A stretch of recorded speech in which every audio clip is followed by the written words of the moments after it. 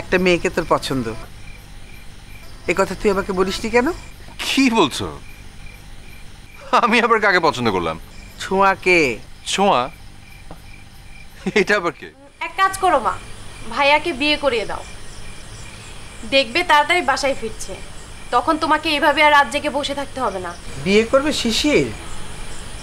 ও তো বিয়ের কথা শুনে লাফ দিয়ে ওঠে। আর যদি বিয়ে করে দেখবি সংসারে কি অশান্তি হয়। মা বলে এত কিছু সহ্য করছি, বউ করবে না। ভুল বললে মা, ভাইয়া হবে বউ পাগল। দেখবে তখন বাড়ি থেকেই বের হচ্ছে না। বাজে কথা বলবি না। আজ পর্যন্ত আমার ছেলেকে কোনো মেয়ের দিকে চোখ তুলে তাকাতে দেখিনি। হাত ধরতে দেখেছি। মানে? আজ তোমার ছেলে একটি মেয়ের হাত ধরেছে। খবরদার মিথ্যা কথা বলবি না। কি আশ্চর্য, মিথ্যা কথা বলবো কেন? তোমার ছেলে আসলে তাকেই জিজ্ঞেস করো। এই মেয়েটা কে রে?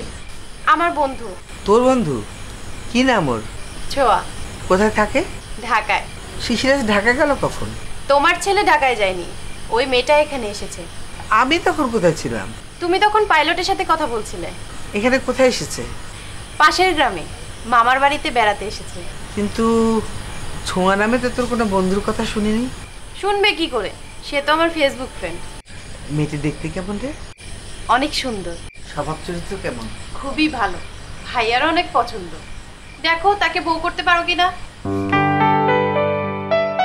আজ আসুক।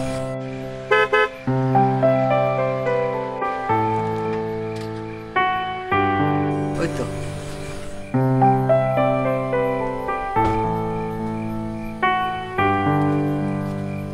প্রতিদিন এত রাত করে ফিরিস কেন বাবা? এই বয়সে রাত জেগে থাকতে ভালো লাগে না। এবার তুই একটা বিয়ে কর। তুমি রাস্তায় দাঁড়িয়ে আমাকে বিয়ের কথা বলছো? হ্যাঁ বলছি। মাকে তো সব কথা খুলে বলিস না। কি লুকালাম তোমার কাছে শুনি? একটা মেয়েকে তোর পছন্দ, এ কথা তুই আমাকে বলিসনি কেন? কি বলছো? আমি আবার কাকে পছন্দ করলাম? ছোঁয়াকে। ছোঁয়া? এটা আবার কে? এই নামের তো কাউকে আমি চিনি না। হয়েছে, আর লুকাতে হবে না। মায়ের কাছে সব খুলে বলতে হয়। মা, আচ্ছা কি বলছো তুমি? তুমি কি পাগল টাগল হয়ে গেলে? পাগল আমি হইনি, হচ্ছিস তুই। রিমির বন্ধু ছোঁয়া, যে আজ আমাদের বাড়িতে এসেছিল, আমি তার কথাই বলছি। মানে ওই অন্ধ মেয়েটা? অন্ধ? হ্যাঁ।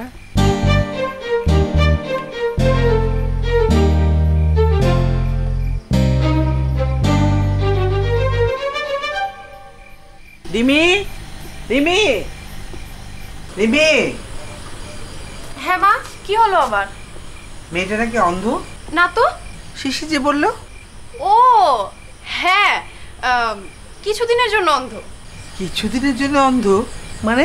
চিকিৎসা চলছে, ডাক্তার বলেছে কিছুদিনের মধ্যে ভালো হয়ে যাবে। আহারে, মেয়েটাকে কাল নিয়ে আসিস। আচ্ছা।